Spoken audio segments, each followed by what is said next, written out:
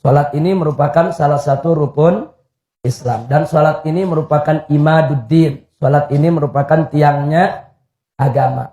Jadi jangan sekali-kali kita permainkan kita punya sholat, atau kita melakukan sholat tidak sesuai aturannya. Dan yang akan saya sampaikan di sini adalah bagaimana yang muktamad khususnya dalam mazhab al-Imam Asy-Syafi'i radhiyallahu taala anhu. Nah, karena itu perhatikan sekali lagi semua, kalau kita bicara tentang sholat, tentu sholat ada rukunnya, sholat ada sunnah ab'adnya, dan sholat ada sunnah hay'ahnya. Nah, kalau kita bicara tentang rukun, tentu tidak boleh tidak, rukun itu harus kita kerjakan. Jadi kalau kita sholat meninggalkan rukun, maka sholat kita tidak sah. Dan kalau kita masih ada di dalam sholat, belum selesai, kemudian kita menyadari ada rukun yang tertinggal, maka rukun yang tertinggal itu tetap harus kita kejar. Tidak bisa diganti dengan sujud sahwi.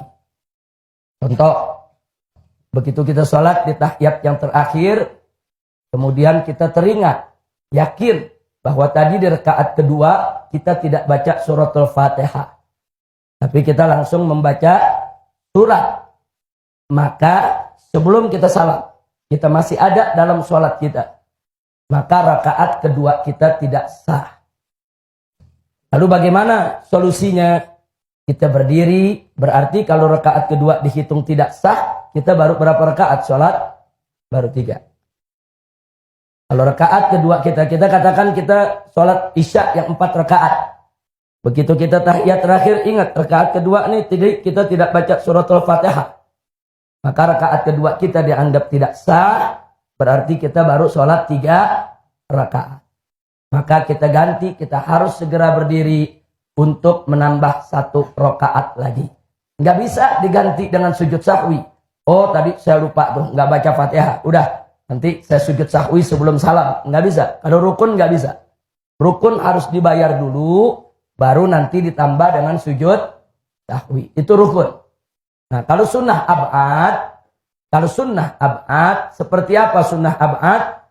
Sunnah ab'ad seperti tahiyat yang pertama. Itu sunnah ab'ad.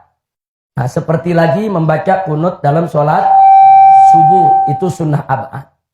Nah, kalau kita terlupa dari sunnah ab'ad, tidak usah